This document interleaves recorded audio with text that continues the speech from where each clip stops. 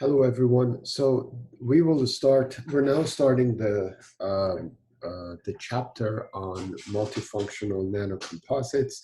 This is the last part of this course. And this is considered this part an overview of this subject, because the subject by itself can be covered at length in even more than one semester by itself. I'm sharing with you the PowerPoint slide that you already have. So open it up and let's start going through it. So let's start with a very simple definition. So what do we call nanocomposites? Well, as the name suggests, it's composed of two things. It's nano and the word composite. And so the fact that it's a nano, it simply means that it has more than one phase, so it's multi-phase.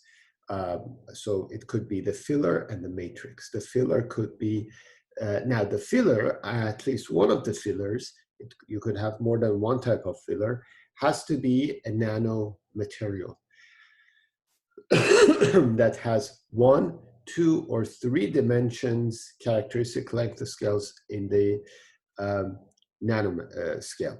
So the same is defined here. I just want to briefly go over this 1, 2, or 3.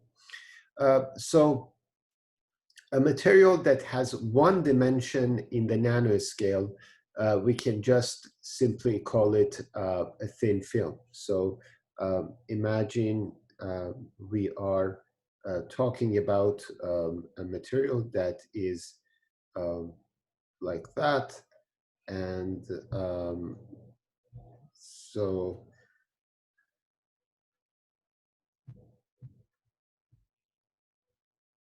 it's a thin film. So basically this dimension is in nanometers. And the other 2 dimensions may not be. It's just, in this case, it's 1 dimension. Now, I want to do a simple calculation for you in the next slide, in the whiteboard, to tell you the surface to volume ratio. But before that, let's look at the 2D scale as well. 2D nano, a material that has 2 dimensions in the nanoscale, and so which is going to be something like this. It's a fiber that has 2 dimensions in the nanoscale, the 2 dimensions. Okay, and 1 dimension is the long one. And you can also think about particles that are like this. They are in the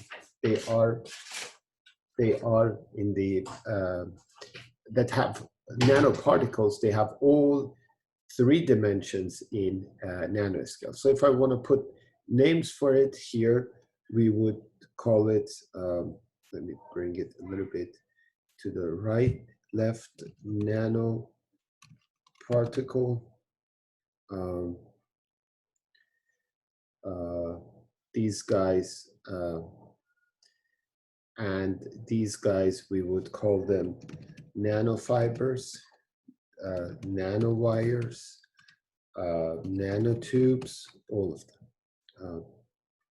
Typically, nanofibers are polymeric. Nanowires are wires, are metallic, and actually we can also have ceramic nanofibers. So nanowires includes only metallic. Nanofibers could be typically non-metallic, and nanotube is a special name as we used it for carbon nanotubes. And these guys, we call it thin films.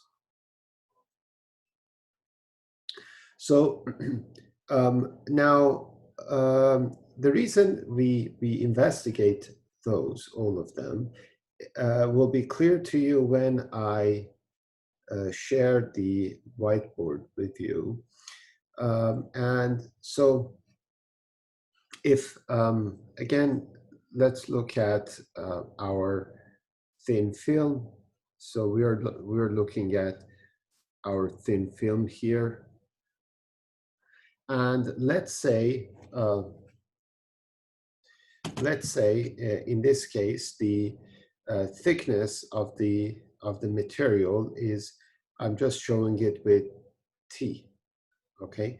So the other two dimensions are much, much larger than T. So the most of the surface area of this guy is actually this and the bottom surface.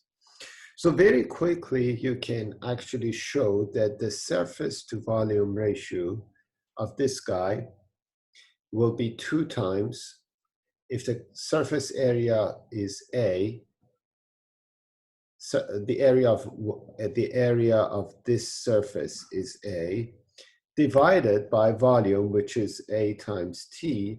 So this is going to be 2 over T. Okay. So basically this, keep that in mind. Now we want to do another calculation here. So let's, I'll draw a line here. So now I go back and I look at basically a nanofiber. And so in this case, most of the area will be here. When I say most, I mean that I'm ignoring this area. This is the smaller area. If it's very long, most of the area is going to be on the surface.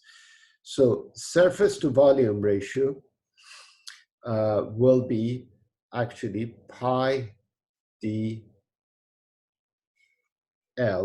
if the length of the tube, length of this guy is the length of the fiber is d. I'm sorry, the length of the fiber is L, divided by pi d squared divided by 4. And very nicely, you will see that we will have 4 over d. Okay, so 2 over t here, 4 over d here. And I want to continue this calculation for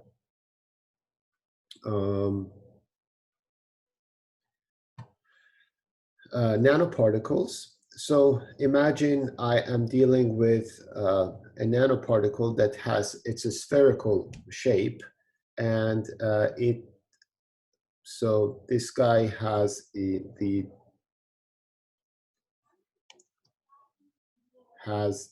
diameter of d.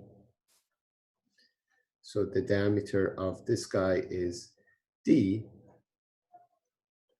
In this case, surface to volume ratio will be, surface will be 4 pi times radius to the power of 2, and the volume will be 4 over 3 pi r to the power of 3. And so this is going to be 3 over r, or 6 over d. D is the diameter, r is the radius. So basically, bottom line is, in all of these cases, you see the surface to volume ratio is actually, or what I can do is, I can write it here. Sorry, I can write it as 6 over r, 6 over d. And so basically, in all of these cases, a trend emerges, which is, in nanomaterials, since T, D, and D are smaller than 1 micron, they're sub-micron, the surface to volume ratio is going to be very high. So just as an example, imagine I have the same volume of carbon, or the same mass or the same volume of carbon fibers and carbon nanofibers. On carbon nanofibers, the diameter, let's say, is 100 nanometers. In microfibers, the diameter is 5 microns. So the nanofibers for the same volume and mass will have 50 times more surface area. So they can interact with any matrix more effectively and more bond better. So if I go back to my slides here, so basically they have higher surface to volume ratio.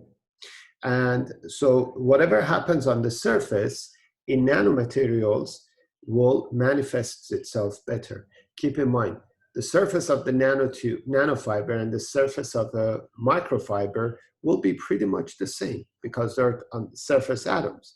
But in the nanofiber, I have a lot, for the same volume, the percentage of atoms that are on the surface are a lot more. So whatever surface effects are there will manifest itself much better. Including, for instance, if you guys remember in the piezoelectricity, we discussed the effect of surface charges. And so that effect in nanofibers can manifest itself very well. Or if the material is has a smaller volume per particle, it can have lower density of defects, so it may appear to be stronger. Now, we will discuss the nanocomposites in two categories: low concentration and high concentration. Low concentration is what is typically called nanocomposites, and the high concentration is called the yarns that we investigated as yarns. I will explain the significance of these in the subsequent talk.